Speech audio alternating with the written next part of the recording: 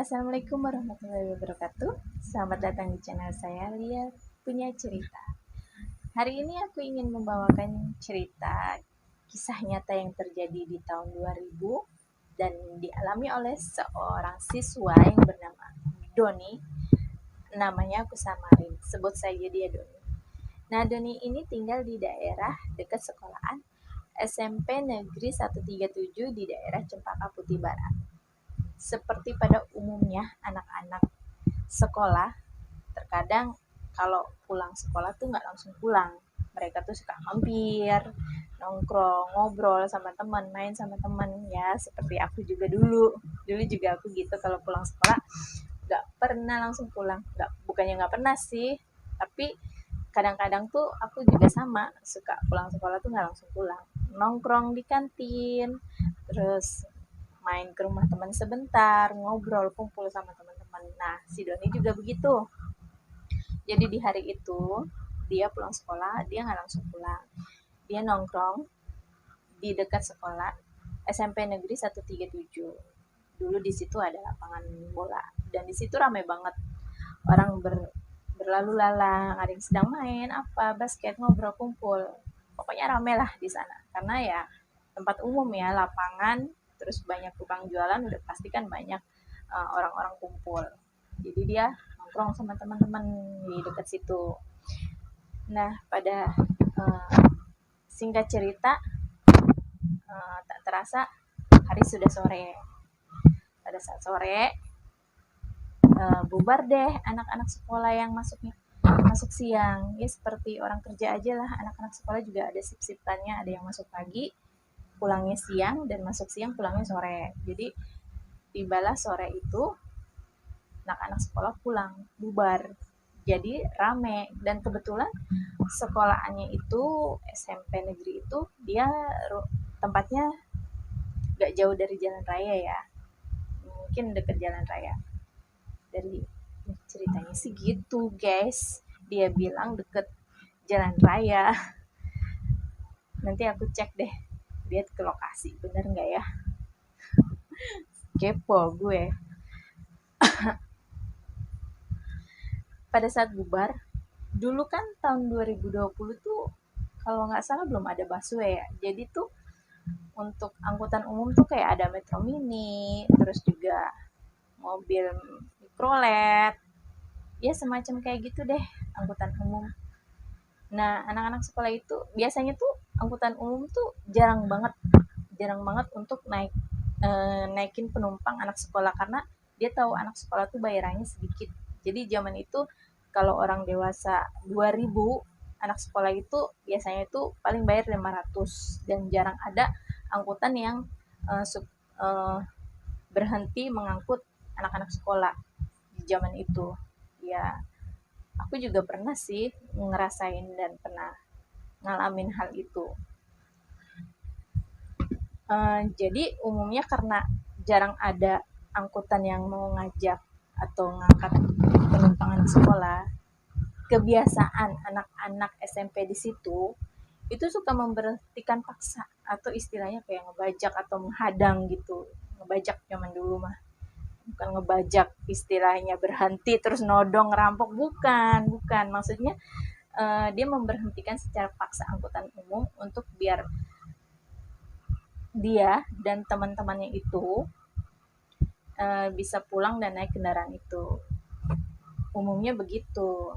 Nah, jadi pada saat Doni nongkrong di situ, dia nih menyaksikan ada salah satu seorang siswa, dia nekat dia berdiri, dia nekat pergi ke jalan raya menghadang Metro Mini yang sedang berjalan ngebut ngebut. Ya tahu sendirilah, kendaraan umum yang satu itu emang suka ugal-ugalan kalau mengendarain. Kadang-kadang aja sampai penumpangnya dibuat jantungan. Aku pernah tuh ngalamin naik Metro Mini, supirnya ngebut. Ya ampun, untung aja kuat jantung. Kalau enggak, bisa mati kena serangan jantung kali. Nah, ada seorang siswa yang nekat menghadang Metro Mini itu. Padahal orang di sekitar itu ngelihat Metro Mini itu lagi jalannya ngebut banget. Ini menghadang deh. Dan Tiba-tiba dia tertabrak. Siswa itu tertabrak, kepalanya hancur sampai isi kepalanya keluar semua, dan yang menyaksikan di situ dan semua orang yang ada di situ menyaksikannya histeris dan ngejerit semuanya karena lihat kejadian naas tersebut. Nah, karena si supir Metro Mini itu lihat di situ rame dan dia juga takut dikeroyok massa karena orang-orang yang menyaksikan itu pada histeris dan marah gitu sama si sopir itu. Jadi saking supirnya itu panik, dia takut dikeroyok massa, dia keluar tuh dari mobil itu. Dia keluar, dia lari, dia loncat ke sungai, tapi karena warga saking marah dan emosinya ngejar si supir itu, yang lari ke sungai. Gak cuma ngejar, tapi warga ada yang nimpukin batu, lemparin balok, bahkan ada yang nekat. Salah satu orang di situ ikut nyemplung ke sungai juga dan ngebacok dia.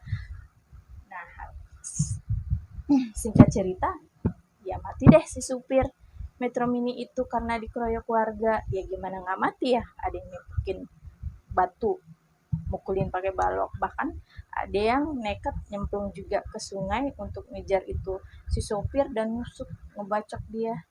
Gak cuma sampai di situ, walaupun supir mini itu udah mati, tapi warga masih belum puas.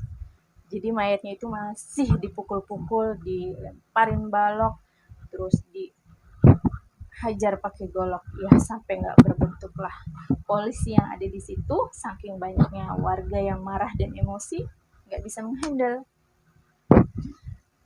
Bukan cuma itu doang, warga juga masih belum puas karena si supir itu udah mati. Dia juga ada yang memprovokasikan susah banget ya gue ngomong. Salah satunya ada yang bilang, bakar Metro Mininya, bakar. Akhirnya bakar deh Metro Mini itu. Ada salah satu yang ngambil bensin, terus menyalakan korek, dibakar deh Metro Mininya. Habis Metro Mini itu udah dibakar, tidak lama datang satu truk mobil polisi. Heran deh gue, kalau kayak gitu polisi selalu telat datang ya. Udah ada korban yang mati, satu mobil Metro Mini udah terbakar, polisi baru datang. Kemana aja dia? Mungkin kena kejebak lampu merah kali ya, makanya telat datang. Biasa, mirip kayak di film-film ya, selalu polisi datangnya terlambat. Heran deh gue, gosip aja. Setelah polisi satu truk itu datang, baru deh 2 jasad itu diangkat, si supir sama si korban yang tertabrak itu.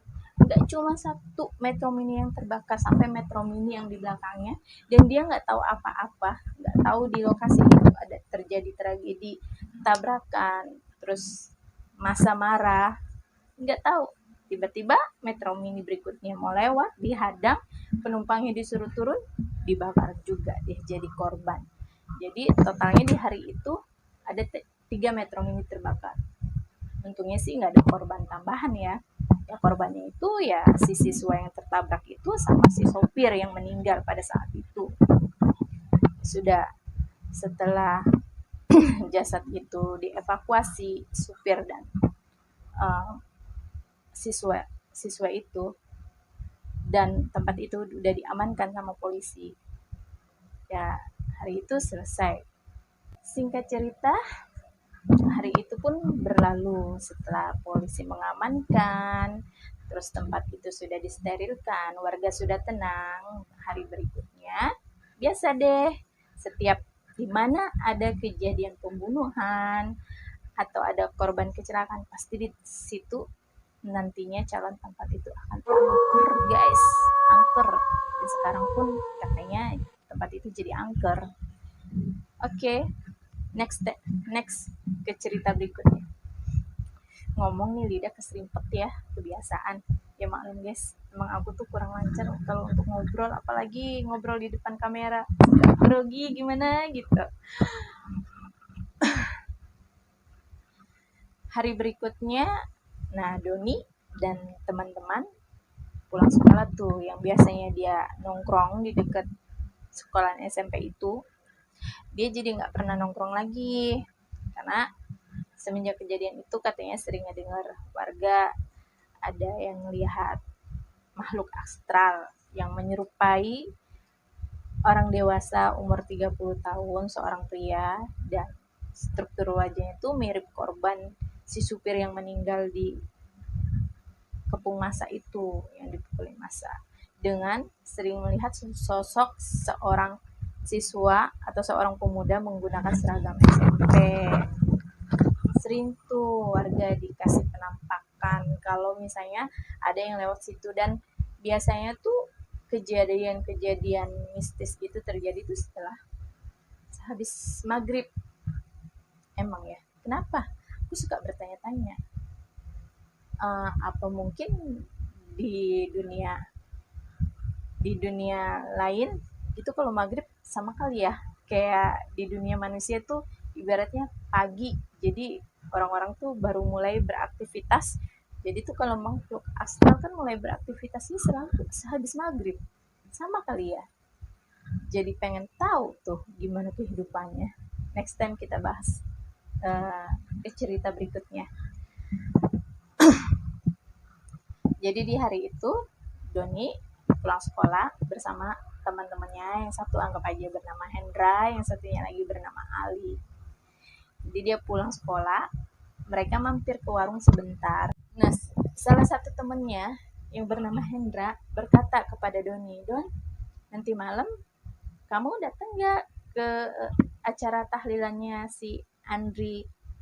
Ya, korban itu bernama Andri yang kemarin tertabrak dan meninggal di situ.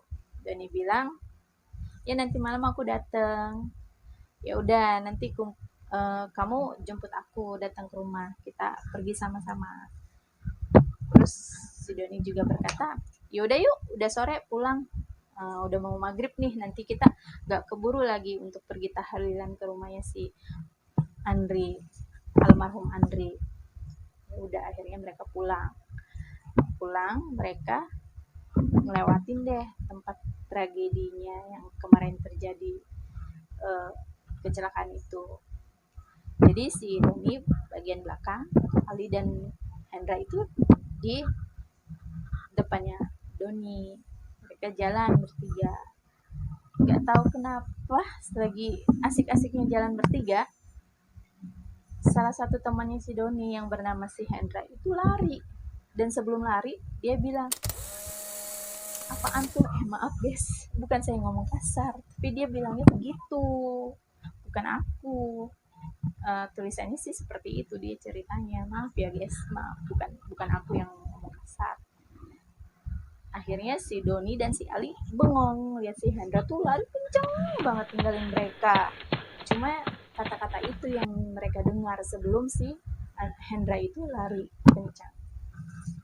Ya udah, dan si Ali sama si Doni juga, kok suasana di hari itu kok berbeda, nggak seperti biasanya, sedikit asa ada yang hawa-hawa yang enak lah, biasalah kalau abis terjadi kejadian kayak gitu pasti di lokasi itu jadi hawanya kurang bagus, jadi kayak serem lah atau kayak suasana angker lah. Jadi mereka tuh berdua merinding, celingak kanan kiri ngeliat.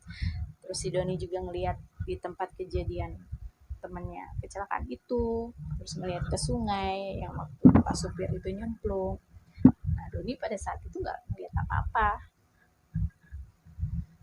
Setelah mereka jalan dan bertemu Hendra di kerumunan teman-temannya. Jadi Hendra udah nyampe dan dia lagi ngobrol sama teman-teman yang dia temuin. Nah, si Doni datang deh nyamperin Hendra. "Hen, lu kenapa tiba-tiba lari? Kok ninggalin kita berdua? Terus ada apa?" "Lah, kamu emang gak lihat Don, Ali? Tadi kenapa aku lari itu, aku lihat si Andri. Si Andri di tempat lokasi kemarin kecelakaan.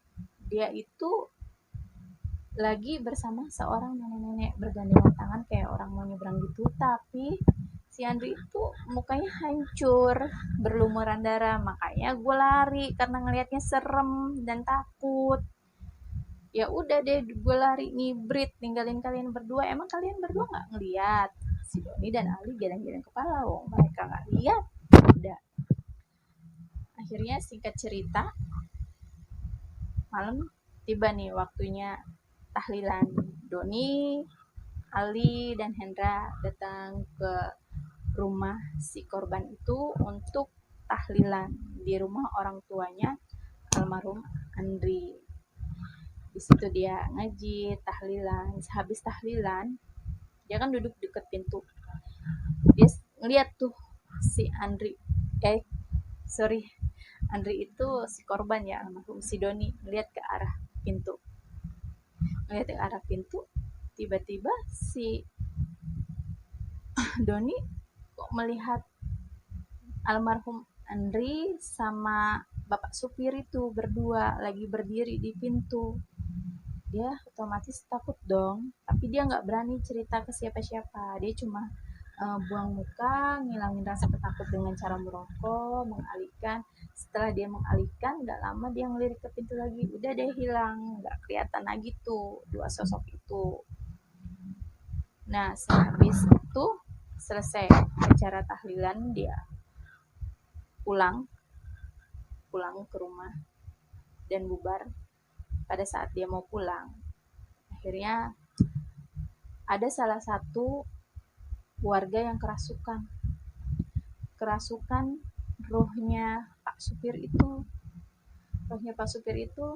Dia nangis, saya maaf, saya nggak sengaja nabrak siswa itu.